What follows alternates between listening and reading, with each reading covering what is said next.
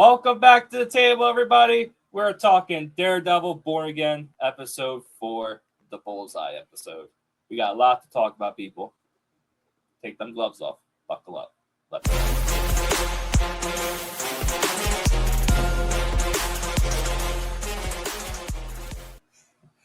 That's right, everybody. We are talking Daredevil episode 4, gloves off. And again, it was the Bullseye episode.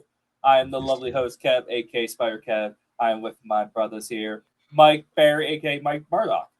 Hello there. We got Jorge. What's good, guys?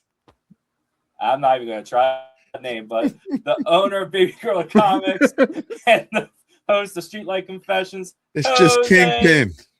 What's going on, people? Yeah, it's just the Kingpin.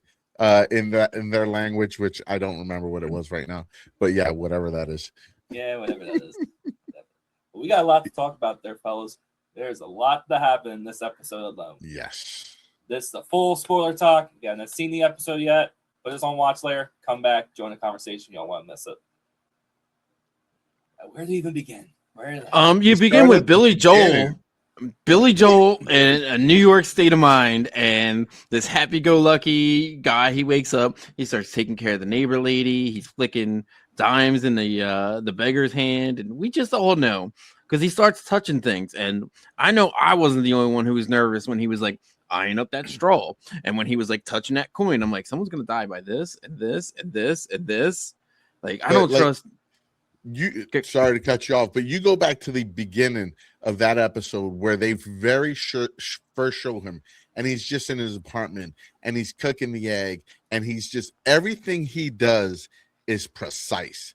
Everything he does has a purpose. That tells me as a fan, someone who knows, not even that knows the comic book, but has just been watching the show, that he has some type of background with either the church and like the Catholic being so strict or the military, which would make very sense because he is very precise in every little detail he does to the way he cooked the egg, and the yolk was dead center, the way he made the bed and made sure it was perfect, like the way he played to the old lady, the next door neighbor, who like, Tony, you're such a good boy, you know. It was just Tony, I have every name. Yeah. And then we get to the point where Mike was talking about where he's there and he enters the restaurant and he's just cool, calm, collective. And she goes, what can you get? And he goes, what's the best thing on the menu? But the way he ripped the straw dead center, like everything was precise. He took measurement. If you looked at every moment he did, and you go back and see it, because the second time I watched it, he analyzed the entire room. Yep. He never scouted that place before, never. And it just shows how strong his ability is and his intelligence level to look at where the forks are, where everything is, the fish tank is, and be so precise. This episode did such a great job of really showing the ability that he has and the ability that Matt has as Daredevil. Yeah, with the hearing part, not to jump ahead, but they showed those abilities so well in this episode. You call them abilities, I call it OCD. Yeah. he's so meticulous with everything that he does, and it's beautiful that he takes every aspect of his life and needs to be perfect. Everything has to be a bullseye, regardless of what he does. It has to be a bullseye. My man is big into brain recognition, that's for sure. But also, you say like he's very precise, but also he emulates. He got that whole egg thing from Wilson Fisk in the first season of Daredevil, where Wilson Fisk would make his eggs in the morning. He starts trying to emulate good things like Matt Murdock would do, and he starts even like when he goes down to like looking at the menu and he's like, well, what is your best thing? He can't make the decision. He doesn't know how to do his own thing. He can't make the decision. He has to be told what to do. It has to be part of the program. So yeah. It's just so deep. This episode, for those who watch TV intently, like I do. I know Mike does. I know us four tend to do that just to see the different angles. And it was so much more. People get so lost in the fight scenes and how great they are as George dies. Live on the Nerd Table. We have a death. I'm alive. I'm good. No hiring for Geeks at the Nerd Table. We'll take some AI later, put Bullseye behind him, slicing his neck. But like to get back to that whole scene before they even fight, like I know people take that, but there was so much to this episode to really break down from the character development and everything like that. But just that cold, calculated phone call he made. You know, it's like I've just seen Frank Castle at this place, and he's holding a gun, and so he knows the task force is going to come. Yeah, just like completely. Frank Castle. Yep. Oh shit, he has a gun. Right. Completely roboto. Dude. The way he did not care. The way I saw it was when he was just walking to the diner, sat there, looked at everything, looked see what he could get into, and the way he smiles at the waitress, I'm seeing a psycho, a literal psycho, who, in his own mind, think he's doing the good thing. He looks like the boy next door. Yeah, he looks like your typical. Hey, Bob, how's it going today, neighbor? Meanwhile, you know, like Ned Flanders, you know, and then you get into the scene where they come in, and the guy just happens to know he's drinking a milkshake, and he turns and you see him pick up the toothpick and then put the red straw in his mouth, and you knew instantly as soon as he just turned and looked at the dude.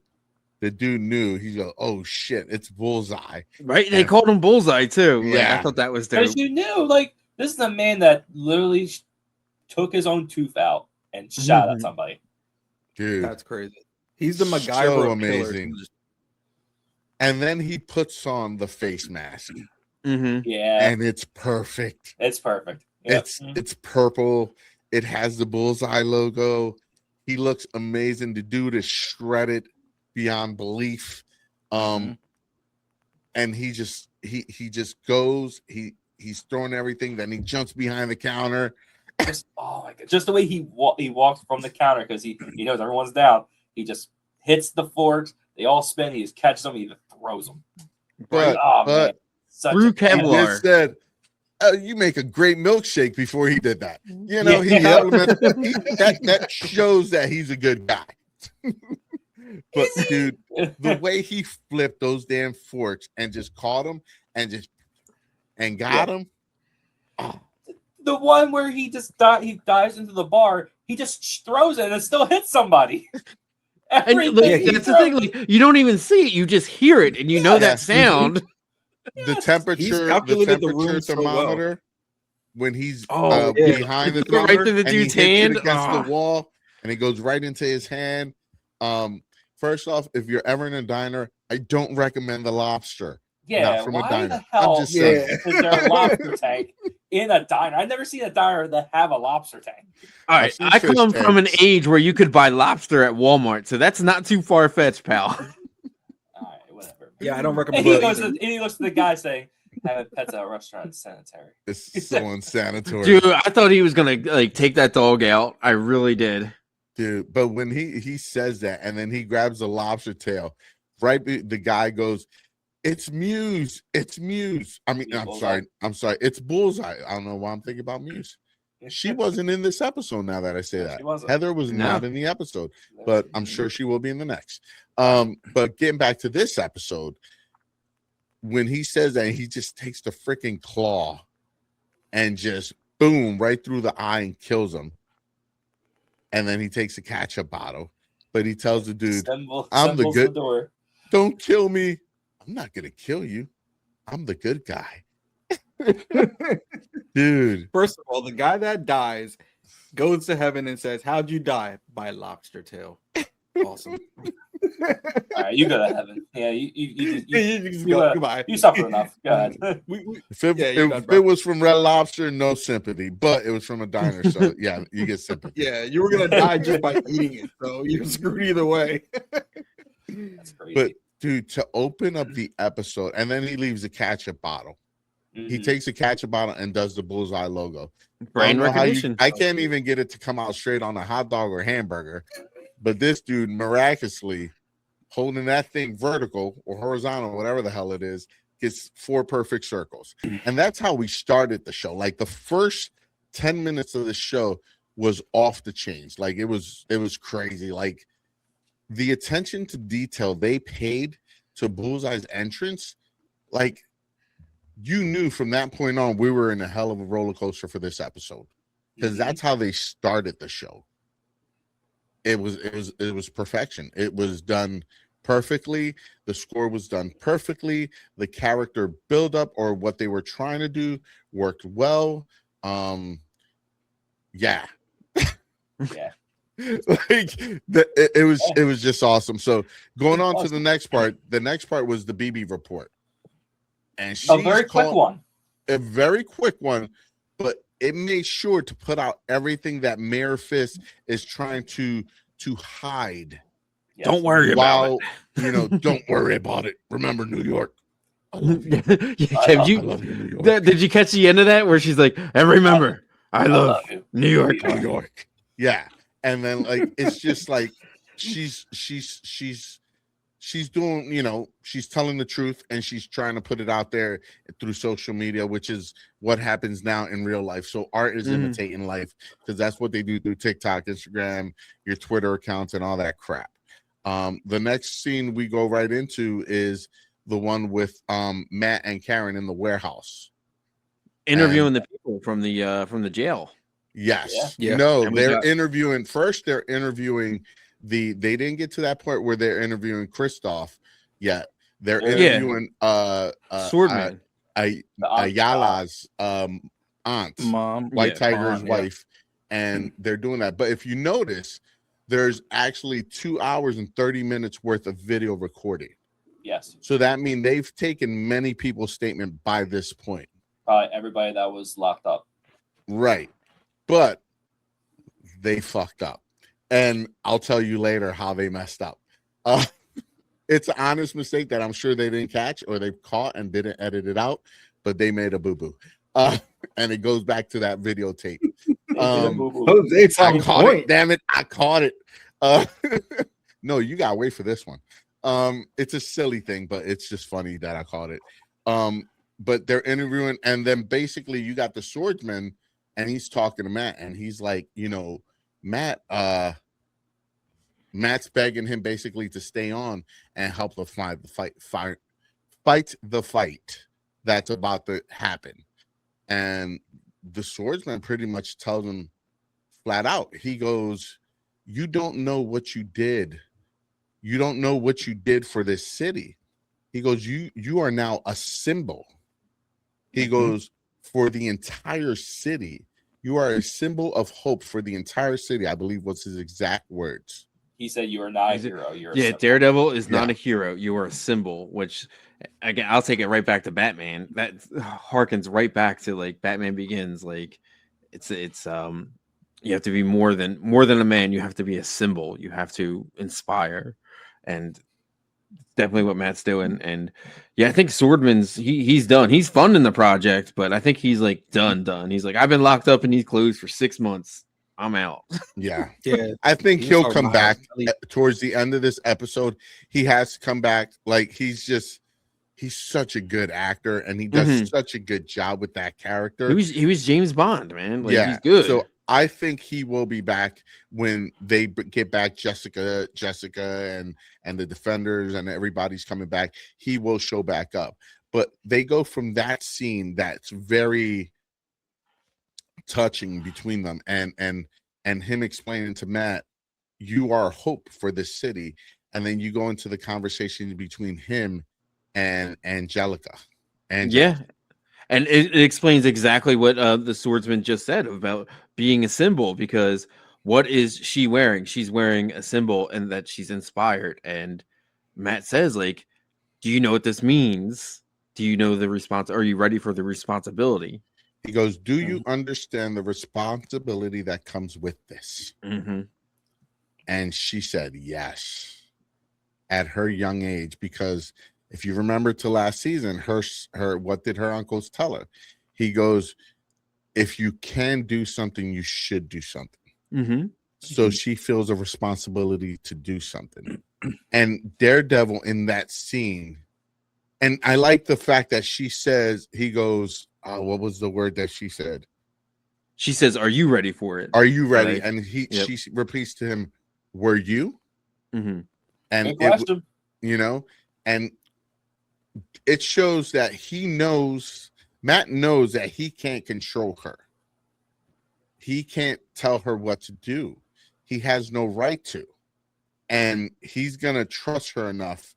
And you see that in the scene before that, where she's begging Karen to do something for to get this stuff to BB, which we see her with Javi later doing.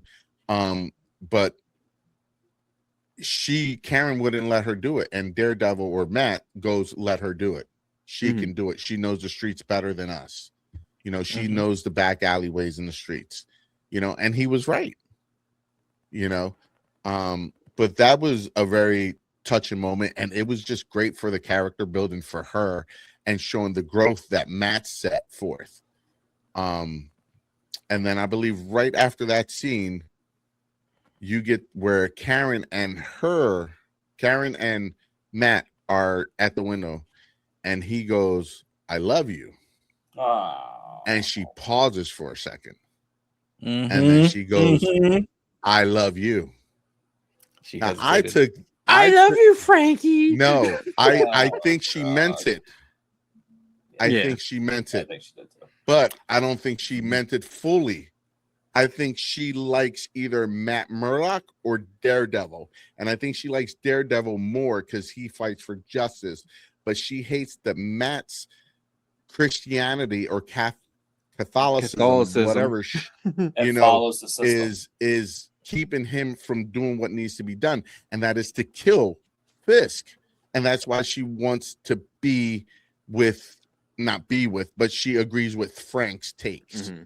You take the snake out by the head, which is the same thing Bullseye is trying to do in this episode. So that's foreshadowing, because I don't see them together at the end of the season. Exactly. There was a lot of foreshadowing in this episode. And right after that, we go into Vanessa. We go into Vanessa and Fisk. And he won't let her go to the fight. There was so much foreshadowing in this scene. There was so much foreshadowing. I'm ready to go, but I feel like you guys need to go. Yeah, well, that's the thing. Like, you've been moving the whole episode along. I'm like, go ahead, brother. I know. Yeah, I know, but I'm like, I get into it and I just keep talking, blabbering, and people don't just want to hear me. So I'm like, I get too excited. So you guys jump in this one, and then I'll jump in. This shows his hand. He shows what he's scared of. The man who controls New York is scared of losing the only thing he really cares about. The one constant in his life, and that's Vanessa. And he's like, you can't go, because why can't she go? Because he can't control it. No matter how many people he puts there, he knows he cannot control it. And much like he can't control the situation, he can't control Vanessa. And the way she looks at him when he's sitting on that bed, and just you can feel the tension. And I don't know, it's knowing what happens towards the end of that too, kind of just is like, all right, before you get into the end of that, because I'm jumping at the bit, I'm sorry, go for it.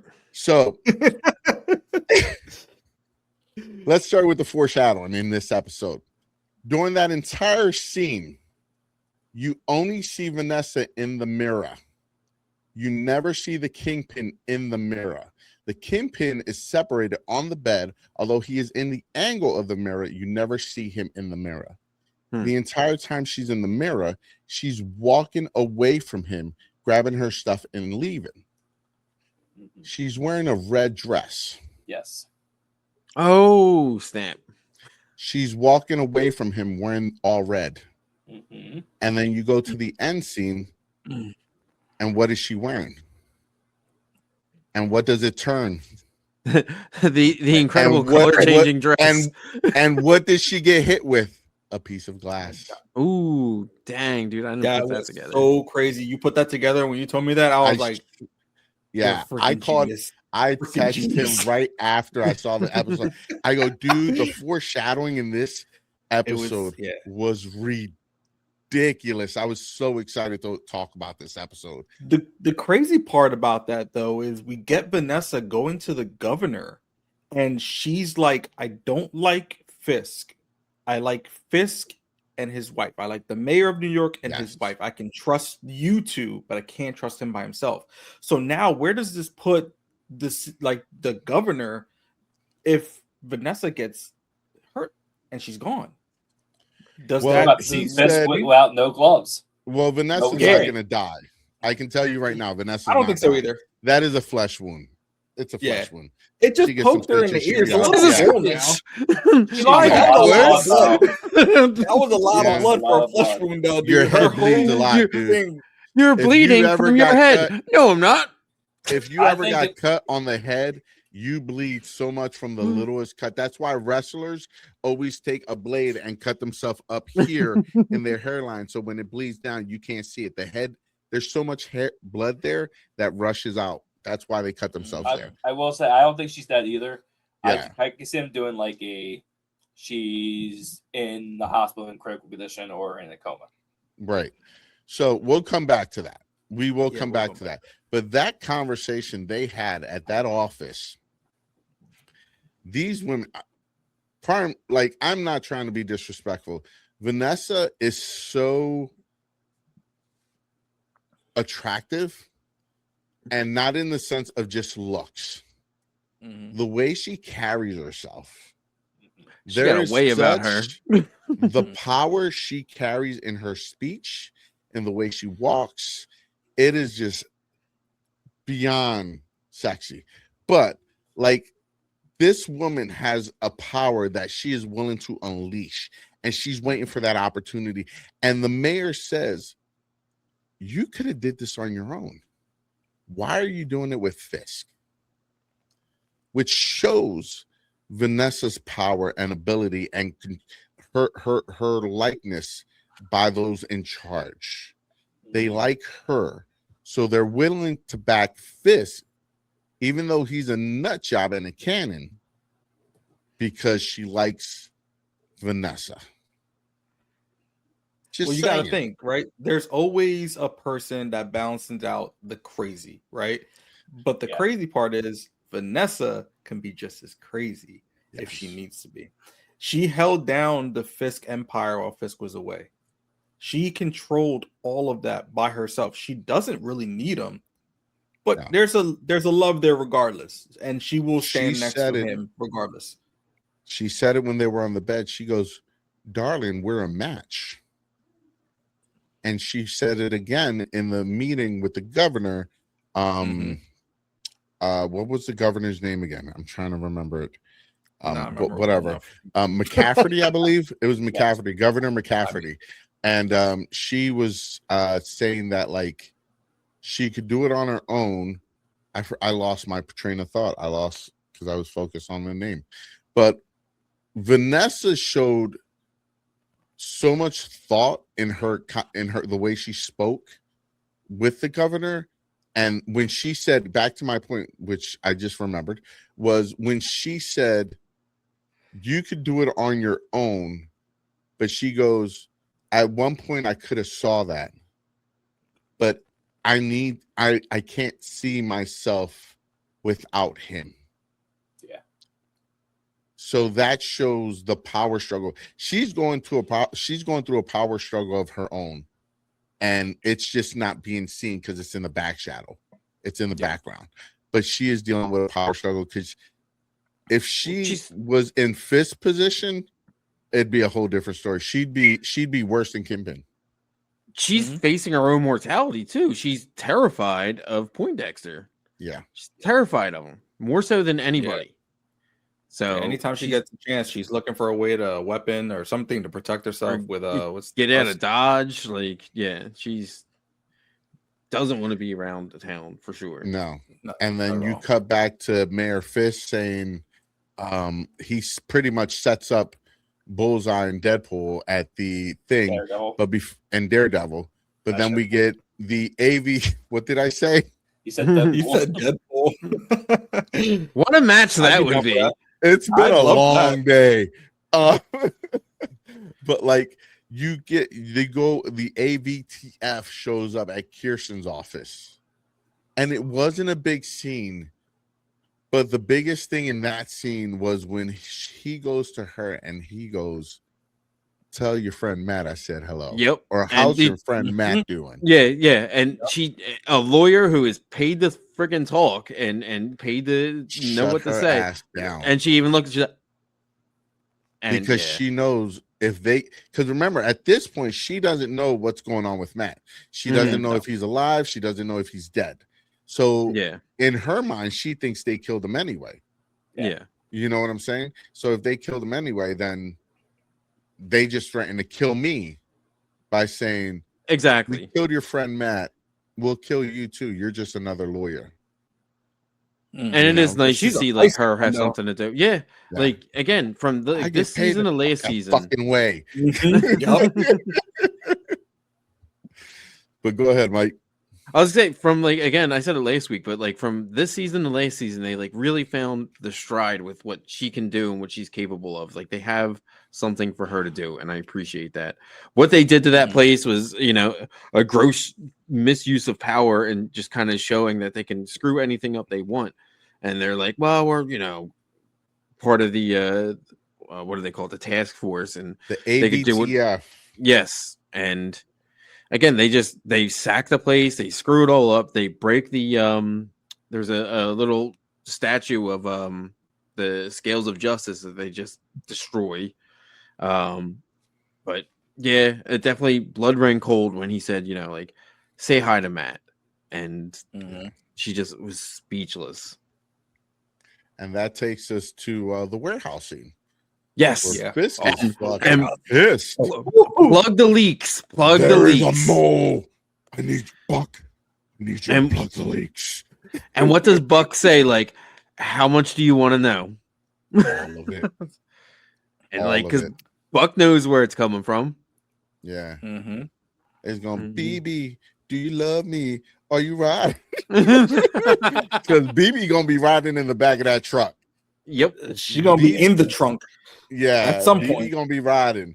Did you know what's gonna Coming with happen? Kingpin's gonna bring BB in the trunk, and he's gonna have Tony Soprano Jr. go pull a trigger. I guarantee it. And he's in love with her. Yep. He is. And that's his dilemma. love her. He's in love with her. And we'll see that in the next scene before the fight. But Buck is in there with Charles. And the end of this episode was episode 1 or 2. Last time we saw him was episode 2, I believe. Episode 1. Yeah. Episode 1, yeah. Episode 1. Charles is the only person in the entire series that talks that way to Fisk. I think he 100% works for Valve. I think he works. He works for Valve because he talked to Val. Yeah. In the first episode, he talked to Val. Val called him. Yeah. I need you to handle this. All right, Val. And but the way he was talking to Fisk was just like, and like Fisk is just sitting there taking it, being mocked. I'm like, oh shit! And then he looks up at Buck. Like, you better handle this shit, son. Yep, bro. But Buck has his hands up. He's like, so then he tells Charles goes, put your hands down. He says, no problem. Pop, pop with the two other guys. Like, I only heard one shot go off. I'm just saying, dude. That was I only so heard one sick. shot. Dude, he had that special Kennedy bullet. Dude, he worked for Attack Force too. Like that's nothing to do to him. Buck is the man. Like, Buck is the dude, man. He's dangerous. But you know he got die. Don't do that to me. All of Fisk's right hand man dies. What happened to his last guy? Karen killed his ass. But like, I still want to see. I think they're gonna have to pin Buck versus Daniel, and Daniel's gonna take Buck out. That's just a prediction from myself. I think Daniel's gonna have to take Buck out because Daniel's gonna get too close to killing BB because he's gonna find out the information. And before he tells Kingpin the information, Daniel's gonna find a way to kill him. And Buck already trusts him, so it'll be easy. Ooh, I'm sorry, I just went off on a rant. That's why we're here. And then I guess like after Kingpin and then leaves and like Charlie, he's just like fuck or whatever. He's realized he just lost it too good. Yeah. Yeah, he goes, "Oh, I almost died, motherfucker. I'm a nerd. Yep. I just exactly act, like I just act tough. I'm computer 100%. That's exactly what it is. Sure. Yeah. Val's not there with you, and this dude took out 2 guys with 1 bullet, apparently. Yeah. He bent the bullet. You know? He curved it. He curved it or whatever it was. But yeah, he fucked around and found out for sure. And then Karen shows up in Kirsten's office and she finds out Matt's alive. I thought I knew you. Yep. That was her words to her. I thought I knew you. And she goes, you do, which is not a huge part. We just know that she now knows Matt's alive. And she shows up and she does the interview with the guy, which happens later. But a good point that I want to make up to you guys about that whole time when they're recording the cop, the Christoph, whatever. Yeah, I'm gonna think I'm stupid as hell. When they started recording the first scene, the time was 2 minutes and 3 seconds that they started he's been recording. The time total was 2 hours, 30 minutes, and 31 seconds, right? At the end of him recording, when he says it was Daredevil, the time went down to 1 minute and 59 seconds, 2 minutes, 30 seconds, 30 minutes, and 23 seconds. They should have edited that correctly. They were cutting it in the clips, man. Yeah. They were making shorts. Shit. They should have spliced it correctly. We had Instagram Reels set up. I want an apology for the poor editing on this episode. They got cap cut in there. They're cutting it down. It told you it was something small and stupid, but it's just how your attention to detail, sir, is crazy. That's all I got. Yeah, I'm special. You're quite the detective. Speaking of detective, this is when we get Matt Murdock playing detective in the task force suit in disguise. With the sunglasses on. I was like, man, this is pretty badass. It was really nice seeing him not only go back to the church, but we saw Netflix Young Daredevil. Flashback. And I was like, holy crap! I haven't thought of that in years.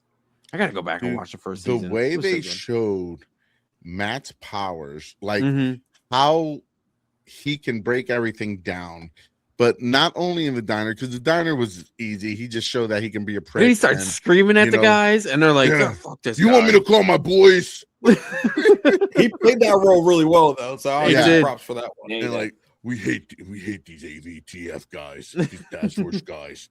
And he finds the coin, and he knows it's the coin from the church he grew up in. So he smiles, and he goes back to church. And then he starts saying his prayer, which I was intrigued by the prayer because I'm not Catholic. I'm not, I don't know their prayers. But the prayer he said was about him being able to stay good and not turn to evil because of what Saint he does. Lucia. Yeah. So I thought that was interesting where he still fights. He fights that line of wanting to kill people and not kill people. And his religion keeps him grounded to not killing people. He should kill people, just like Batman should. But that takes him to the church. That takes him to the church, which was where we got that scene between him and the priest. And the priest, he runs his human lie detector test. Dude, that was the way they showed that. The way they pictured him, the streets, and then the apartment, and him feeding the cat and going into it, like that's his ability. I don't think people understand the level of his ability, and that showed it perfectly. Like people think, oh, that's exaggerated. Yeah, it is in real life, but this is a fucking comic book. Like he's got like echolocation, like bats. It's ridiculous. Like a bat. Batman. Mike. Who would you rather protect, Batman or Daredevil? One and the Yeah, same. but it's crazy because he can get it. He did the same thing in season 1 when he had to go look for the bullet that killed White Tiger. Ayala, yeah, And he White was- Tiger. Yeah, he was able to find it by just like, dude, just They the took feel the of the ability area and, like- features to a next level. Mhm. Like Yeah. in these last this season, the way they shown the abilities of these characters has been amazing. Like it really is. If you pay attention to the detail, it's outstanding. It's great. Like the way he did it, and then you get to the actual fight. Oh, Yeah, let's not talk about the flip of the coin on his way out, just like Bullseye does. I know we mentioned it before, but On the Right at the deserves beginning. second What mention. they always say, two heads of the same coin. Yeah, Two sides of the same coin. It's two sides of the yeah. same coin. Yeah. And then we get to the apartment. Dude. Yes. Oh, Go for it, guys. Dude, the way he took that CD and threw it like it was a lethal weapon. I don't know who's had CDs and like smashed them in their life by accident, but those things fucking shatter. All right. Yeah, He threw that into drywall. That building's old enough. I bet it is lathboard. That ain't even drywall. Okay. That whole shot reminded me of Winter Soldier when Cap threw the shield at Bucky, Dude. caught it and threw it right back at him. Ooh, dude, But who imagine came what out like saying Bullseye he could threw do a with CD at vibranium. somebody? Their CDs fight at scenes somebody. together, all their fight scenes together are so incredible. Dude, Like it is incredible. It's like Killer Instinct. Counter. Like that's all they do. They just counter each other's moves. Matt It's is like they complete each Matt other. is beating the shit out of this dude. Yep. Matt is wailing on him, and then the poor old lady comes over. Poor old Ruthie comes in. What are you doing to Tony? Tony, my God, Tony. All right, And then what is Tony. dude? He straight doesn't waste a minute. He puts her up. He grips her and puts her in that full Nelson with the gun. And yeah. Oh my God, that was so. He crazy. turned on her so But- quick, bro. He goes, "I want to do one good deed," and don't you say his name. Don't you say Yeah. his name? Trying to sound like Frank Castle / the Batman. Martha. Don't you say that name? What, Martha? He's like, "Don't you say that name," and not here, not like this, Right? because he And he's- knows he's asking for forgiveness. Matt's following, but Matt. But that's the can't thing. forgive Like him we get, himself. he says like, he's, what he did to your friend. He had to do to get his mind back because Vanessa was messing with him so much. He mean, kept he was- saying one good deed. One Yep. good deed. And what's that He's one good deed? brainwashed. He's brainwashed. Yeah. He wants redemption, Yes. and I don't think he wants redemption as more as he wants revenge. He doesn't. It's a for double-edged him, sword with him, I think. because he said, I don't know how the hell he figured it's going to level us up. We're going to be on a level scale, because that was his exact word. We'll be on the level scale. You killed my best friend. Mm-hmm. You can kill Jesus. You ain't going to be on the same level. You know what I'm saying? Like, it's Yeah. my best friend. Like, that's crazy that his mind is like that. And all he wants is to kill the Kingpin. And Matt's right. Like you can't kill the king because he's like, don't you dare make a martyr out of him. Mm-hmm. And Especially because part of everybody me- in the city they like him. Everybody in the city is Yeah. on board with what he's doing. So as you do that, all you're gonna do is make matters worse. Mhm. So my question is, why wouldn't you kill him? Why wouldn't you let him kill him? Like, what's so bad about making him a martyr? He's gone. Ultimately, that's what you want. Because he because wants him to somebody pay else for will his be able to take- crimes. Well, not even just wants- that. he wants the If system you to have handle one it. person like Fisk and somebody is infatuated with like him, like the younger guy, what the fuck is his name? I forget his name. Daniel. Daniel. Daniel. All you do is put another person in his place that does the exact same thing. You never Yeah. get rid of the problem. It just continues into another cycle. And we know his son's gonna take on after him. He's hiding right here. He just doesn't know he's his son yet. It's Daddy, Interesting. Roberto. Daddy, I want to be the Red Rose. Roberto. But it's like I Oh, said that was before, like funny. we've already been down this path. He Yeah. tried to use the system, and then what did it do? And then right back But on the streets, and he Matt became mayor. needs to man up, son. But that apartment scene was crazy. Matt, like at the beginning of the season, Matt also learned like that was his lowest point was when he gave in to trying to kill Dexter, and he won't let that happen again. I mean, he pretty much almost did. It's just somehow he He- survived he whole was rooftop he drop. tried to kill This him. man. It was well, exactly remember why he threw at him the off. end of the Netflix series, they were injecting him with the X serum or some type of serum into his spine. Yeah. After Right after he died. Gave him the bricks. Yeah, Hit him against the yep. Talking about bricks, we didn't mention that when we talked about Charles. Talked about bad shit, peeing bricks or whatever. Oh no, not capybaras. he What the was- hell were they? Wombats. Wombat. Like so, like I may have like a kid's book where like they talk about like different forms of poop, and wombats poop like cubes. Anyway, Thank you for Yeah, the education. my anyway. friend. So we cut to them like running outside or whatever, and is it that? Yeah, No, I don't it's think is we're that what it is? No, No. next you have where they're interviewing Christoph. Yeah. And they're Yeah. interviewing him, and he's pretty much has Spilling everything. the He beans. can put Kingpin's name on there. Not as the mayor, he said you have to own a city. And Kirsten's like, okay, we're good. We have everything recorded, although we were running the time. But They changed the SD card, bro.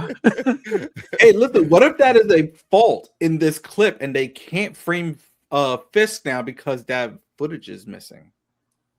that's a stretch, but good luck. Hey, you never But I know, appreciate dude. what you're You never doing. I know. appreciate you, brother. You see what I'm putting down, though? Like, I see what you're putting down, brother. But Oh, like man. that whole scene, and we're gonna leave you with the marshals. You're supposed to be safe. And Buck Yeah, as sniped if, them like- all. I know I'm going forward, but it's tied to that scene where the marshals, right? They're picking them up.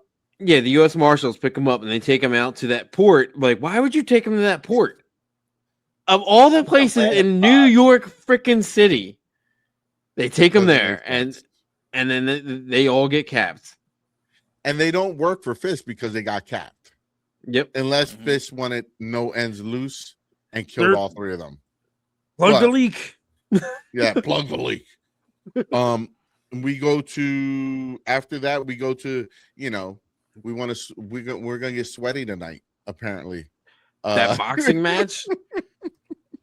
but before they go into the boxing match, when Daniel shows Oh, up in with in BB line, yeah, where he's and like, drops the thing, Oh, we'll, yeah. we'll be really close and get covered in sweat. Oh, that yeah, thing come out the way, man. Yeah, It's not a exactly. day. Pickup line, it's crazy. But Angela Boy's Javi came through. Mm-hmm. He came through. He ain't gonna get an ass whooping this week. but if you notice that Daniel was looking at BB afterwards, Yeah, he like knows. he was Yeah. scoping out that knows. pocket. He So is Mhm. very smart. He is. Mhm. I won't be surprised in the next episode if that card's not in her pocket. yeah, Just saying. I'm really trying leaning to think where to they sat at, because it would have been perfect just for him to sit next to her and just slip the hand in her pocket and just take it from without her noticing. But it was on her left hand side, and he sat on her Yes. right hand Yes. Oh, right, yeah. side. So we should be good. We should be good, but we're gonna find out. Yeah, we gonna find out. So then she's not during the into fight- him. No, not at all. She's just using him. Yep. And then you have the fight, which Mm. the fight itself was brutal, dude. Yeah. Dude, Bloodbath. I was watching that other guy when he was like coming up, and when he was like marching, and I was like, screw that. Who would want to be the guy that's fighting Mayor Fisk? Are you kidding Yeah. me? You couldn't give me $10 million. Nope. Just F that. Nope. No, thank It's you. like- The getting in a body ring size with- difference was so crazy because they called him the heavyweight champ, and then you get Fisk walking in, and he's like a whole lot taller than the 325 dude. pounds. Yeah, it's like Yeah. the weight class difference was so crazy. And My man the looks like commentator was- friggin' King Hippo of like Mike Tyson Punch Out. Like, Well, the commentator goes, and with no background in boxing, and No boxing records. Yeah, Okay. into the ring, and he's thrashing him, dude. Like, What do you he's call him? really Wait, whooping do you call his him? ass. William Did you catch it? Wildcard Fisk. Yeah. Yep. Did you catch it though? Like when they go to square up, Fist doesn't he doesn't get ready to block. Dude, his hands are down and he just kamikaze cards clubbing. He told you in the locker room, he goes, I don't need it. He won't get a hit in. But he did. Yes, because my girl Vanessa showed up in what? What was she wearing? A white dress. That eventually turns red. That fight was brutal. Within 30 seconds of the fight, there was blood. But what killed me was Kingpin is beating this dude up. He's bleeding everywhere. Daniel's fucking cheering like a kid watching his father. Yep. Yes, he's got the merch. BB and everyone else are looking disgusted scared. as hell. Yep. Yeah. In disgust. When he pulled out that bobblehead, I was like, they should have made that a pop. They should have made it a fucking Funko Pop. I buy it. I'm sure they're gonna release it. Trust me. Oh yeah, We'll have it at Baby Gorilla Comics. Yep. But he's got part of that fight. Oh, go ahead, Mikey. No, go ahead. I was just gonna talk about all his merch. There was one part of that fight scene that I thought was kind of really, really cool. Though it kind of gave me of Zack Snyder's how he did 300. But when Fist gave that one punch, and then it just stood there, and you see the guy like this on the floor, and then Fisk is just staying there like that. It was just the coolest scene. Let's just talk about Vincent D'Onofrio. I need that. Right? Huh? Vincent D'Onofrio got jacked for this scene. Yes, he did. This man is 60 years old. I think he's around 60 years old. Can we shout that out? This old head, busted his ass to get in shape. From friggin' Private Pile in Full Metal Jacket to this. Insane. Dude, crazy. His career trajectory. He's 66. He's gonna be 67 in June. And you would say he's what, 6'7"? Michael. We're old as try not not to curse. No, I'm done. But dude, that fight was brutal. And then Vanessa walks in. Yep, and he completely throws his game off. And he was truly just trying to protect her. That's all he cared about, was making sure she was safe and that she was going to be protected. He loves her more than anything. That is his boo. You know what I'm saying? And what happens when he gets thrown off? The dude gets clocked. Punched. And they do this whole spin thing, and I'm like, oh no. And then he centers himself and he goes, but he goes, Fisk smash. And he killed him. I think the dude's dead. Dude, he was a twitching. He ain't coming out the same. That's for sure. Was brutal. He definitely wasn't moving when they carried his ass out the ring. But then, dude, you just see knives everywhere. That chick at the ring starts screaming like crazy, and Bullseye shows up. Oh, just such killing great work. Everybody. Yep. Taking them all out. Everybody. Not everybody. Just the ABTF. All the people that deserve. No innocent victims. No innocent victims were hurt in this scene. Even in a giant ring, he is missing all of the people there except the ABTF. It was so clean. I don't know. Dude. I think the one guy was wearing normal clothes. Got hit with bro. A knife. Nah. Bullseye's trying to be a good guy now. Yeah, no. He told you in the beginning of the episode, he is a good guy, and I believe he's a good guy. I believe in reforming it. People can be reformed. Psychos then. Right. Hallelujah. Anyway, and let's talk about it. Speaking of that memorabilia, the Fisk crystal skull, the crystal Fisk bust goes flying through the air, and Fisk takes that belt, and anyone. That was Daniels. I'm pretty sure that was Daniels. Exactly. And Fisk takes the belt and he swats it away, and I was like, "Wow, good for you! You blocked friggin' Bullseye's thing. He missed." And then Daredevil comes in, gets the line, and he zaps him out the window. Vanessa shoots Oh yeah, that's right. Oh yeah. Mhm. You see her reaching for her purse, and she's pulling out her 45. They're trying or to take 40. her out of the ring. She pushes the guard out of the way and pulls out her gun and just shoots him right. And that went straight through from the front of his stomach to the back of his stomach. Yeah. That Dude, was I a got- clean shot. That's a bullseye number 2 because she shot him real good. Nice. We shot. got Heather becoming Muse and Vanessa becoming Bullseye. What the hell's going on? That'd be something. This woke ass agenda. Right?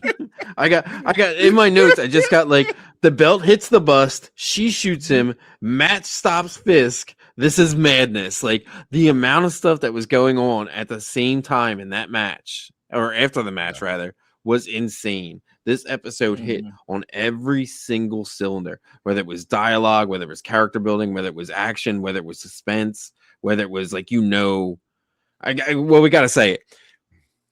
Fisk turns Vanessa around, and she has maybe a shard of glass. Yeah, just something Little sticking piece. out. Right. Chilling. Exactly. And he starts, someone look at an ambulance. He starts screaming because he can't do anything. But there's no one there. Yeah. Because he told all the guards to chase down Bullseye and Daredevil. Mm-hmm. I mean, it's a flesh. Most of those guys got killed anyway by Bullseye. That too.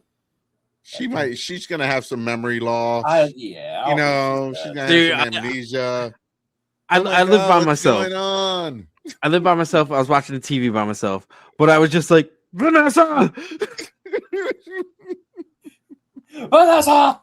Exactly. I feel like everyone across the world that was watching it did the same freaking thing. We actually felt bad for Vanessa. Vanessa was. She was. I don't know. She seemed human in this episode.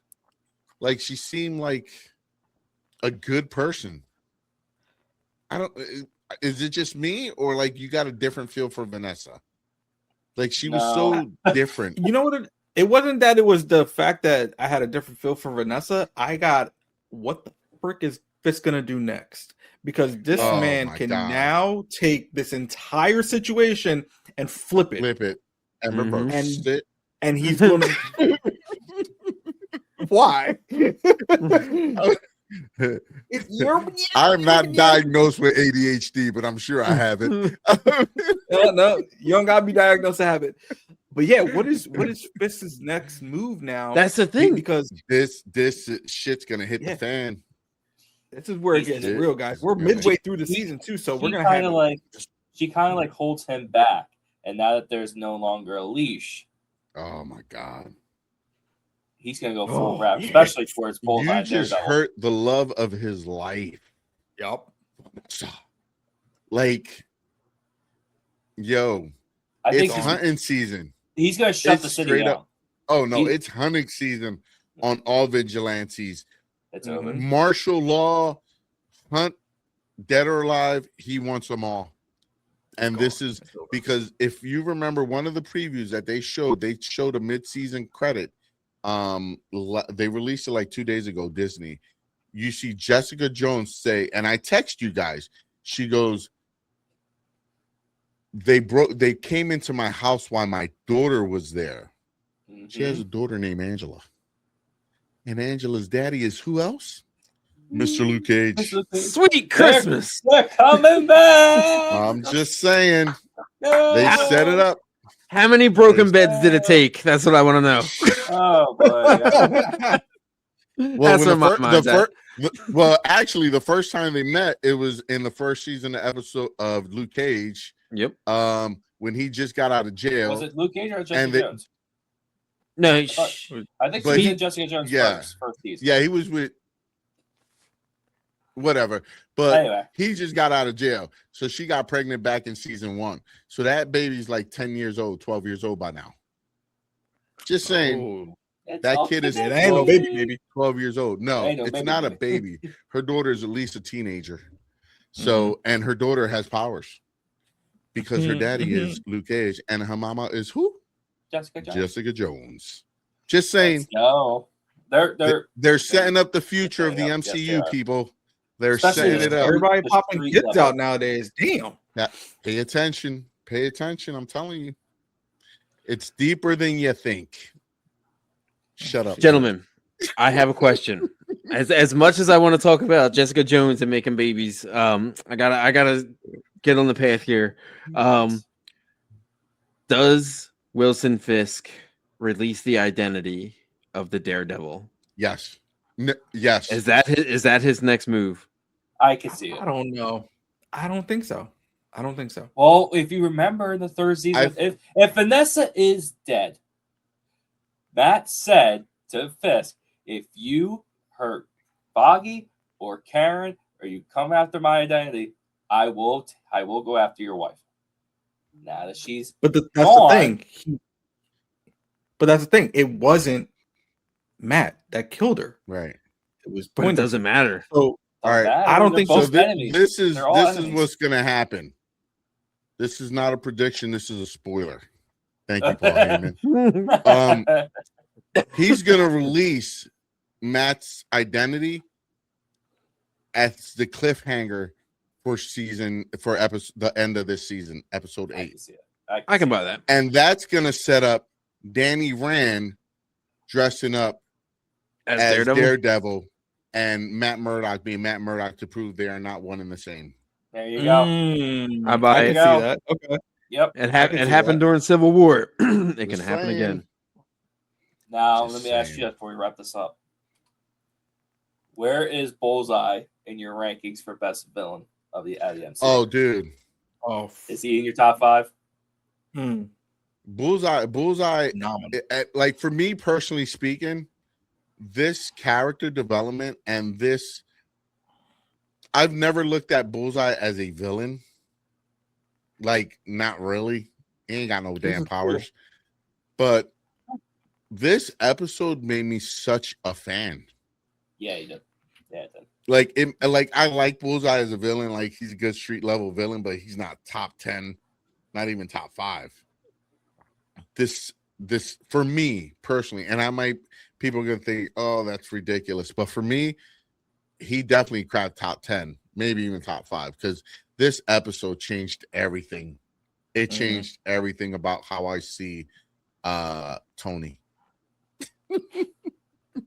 I think that's what happens when you get a good arc for a character. Yeah. We've always seen him as that C-list, D-list character, and now he can start creeping up into that B-list. If things work out, he could be the next Hawkeye for the MCU. You know what I mean? He was in Dark Avengers. He was Hawkeye. That's what I was about to say. Val is sitting there. You could bring him in. Mm-hmm. Yeah. Just saying. Kev did say that. Kev did say that in the first episode, I believe. And y'all call me crazy. And I did. Yeah, but it ends in Y.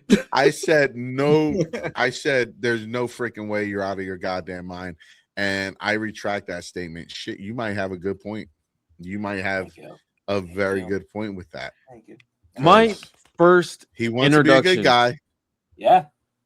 My first introduction to Bullseye as a character was way back when Toy Biz was making Marvel toys, and they took legitimately this crappy Daredevil figure and they just straight made it Bullseye. They swapped out the head, used the same body, painted it black, and that was my first introduction to Bullseye. Bullseye has always been kind of a loose cannon, a psychopath, and just that evil, scummy, crappy dude. This is the first time I've ever felt sympathy for Dexter Poindexter, whatever his name is. Tony. Dexter Poindexter, Dexter Tony. I can't even say it. My spoke is broke. Because he wants to be a good guy. That was a bad joke. Don't laugh at that. Don't laugh at that. Sorry about that one. Oops. But I still think maybe this is a good for a future episode is discussing our favorite MCU villains. I think in the grand scheme of the TV shows, it definitely still falls Kingpin, Purple Man, and I want to say Copperhead from Luke Cage, but Bullseye's maybe number 4. You're talking about all MCU villains? Yes. Oh, I don't even know where to place them right now. I would have to literally write them down and go one by one and rank them. Maybe that's a good idea for a there you go. A bracket show. There you go. There's our bracket. Oh, MCU villains. Nope, Marvel's top villain. Nope, not doing it. But I will say, I think he, out of all the MCU, I agree with Jose. It's like I can't even like think of my top 5 right now. Yeah. He's probably in my top 10, but I think what makes him great is the fact that we have him around still. Because all these villains that we've seen, they die or get locked up or something in the first movie. Mhm. Not all of them, but just some. Yeah. You know, Actually, now that you say about villains, and I know this is very random, but one of the best villains that doesn't get enough credit, or I don't even think people talk about, is the villain from Jessica Jones. The guy Purple who Man. played Purple Man. Yeah. Yeah. Okay, so we are on the Yeah. same page. He Yeah. was fantastic. Yes, He Yeah. was the guy who played Doctor Who. amazing. Yeah, Matthew Tennant, something like that. Yeah, amazing. Now he's doing He was commercials. great. Yeah. But yeah, outside of like the main ones like Thanos, Loki, Mhm. like all the villains were just there for one season or one movie, like Ultron. Where it took literally a decade just to bring him back again in Vision Quest. We're gonna say, you know, it's just I think with him he's had great development, and people want more of him because of how psycho he is and how his brain works. And how the chemistry with him and Charlie Cox is, because their chemistry together on screen is phenomenal. Yeah, and just, we came in where we finally got Bullseye, the better part of 10 years ago now, and we were like, great, it's kind of Bullseye. He just dresses up like Daredevil and doesn't wear the costume to this final arc of it's straight up Bullseye. He's crazy and he has his costume, and they're like calling him Bullseye. He looks he did a tremendous job, you know. Yeah. Yes. But like it's funny, you were talking about worst villains. Do you know who the worst villain of all Marvel movies is? Race Face from the Marvels. I can't even think of her No. name. Professor X. Go on. If you really think about it, but we'll save that for another episode. If you go back to the comic book, Professor X is a villain. Okay. Magneto was right. Magneto was right, baby. Yeah. X-Men 97 coming soon this summer, baby. I can't wait. Yeah. Marvel's cooking, dude. I'm sorry I got off track, but Marvel is cooking right now. Great, Yeah. like, great start with Wonder Man. That's getting a season 2. They are, yeah. They Let's are face starting... it. Even though it wasn't amazing, let's look at the street they got. I enjoyed Thunderbolts. It was good. Yes. Fantastic Four was passable. I would maybe watch it again. And then we got Wonder Man after that, right? Fantastic. And now we got Daredevil, which is great so far. They're hitting. I think everything and we has go been into hitting. Punisher and then Spider-Man, then Doomsday. Right? They have no. There is no way Marvel can screw this up. Oh yes, I can. There should be absolutely no way that they should be able to screw up. There we go. There should be no way. No way that Marvel can screw this up. Let's go back to Ultron and Captain America choking a robot. But if the Russo brothers weren't involved, I would have no hope. I would have no hope if the Russo brothers were not tied to these projects. Marvel's on a streak. I can definitely feel that. Boys. Finally back on the right step. Yeah. Thank God.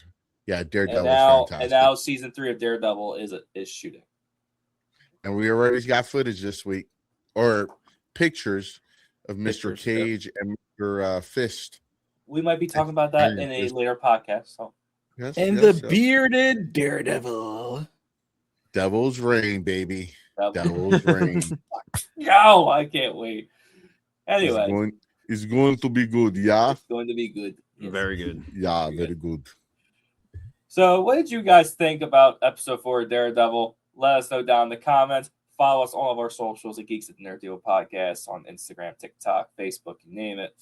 Follow Jose at Streetlight Confessions. His new episode is coming out soon. We're working on that. Scheduling's being a problem. But we're working on that. It will be coming out before the end of April. Hopefully not next week, the week after. We'll be having that ready for you guys, right, Jorge? Yes. Indeed. There we go. And make sure go buy a comic book at Baby Girl Comics as Free well. comic book days coming up, guys. Saturday, May 2nd at Baby Gorilla Comics in Bend, LPA. But seriously, we're gonna have a bunch of sales. I just started handing out flyers today, so I'll announce it here. We will have 50% off all back issues, 50% off Funko Pops, 15% off all toys, 10% off of anything in the case or anything graded. And there will be some other stuff sprinkled in there, including a giveaway of some sort. We have yet to figure that out, but stay tuned. You have my attention. What you got in that case, bro? There's a lot of stuff, my friend. Muchas cosas. Until it's always fun. It's always a fun day. Can't wait. Oh yeah, I can't wait. I'm already there. Well, until next time, everybody. We'll see you guys back at the table. Peace. Adios.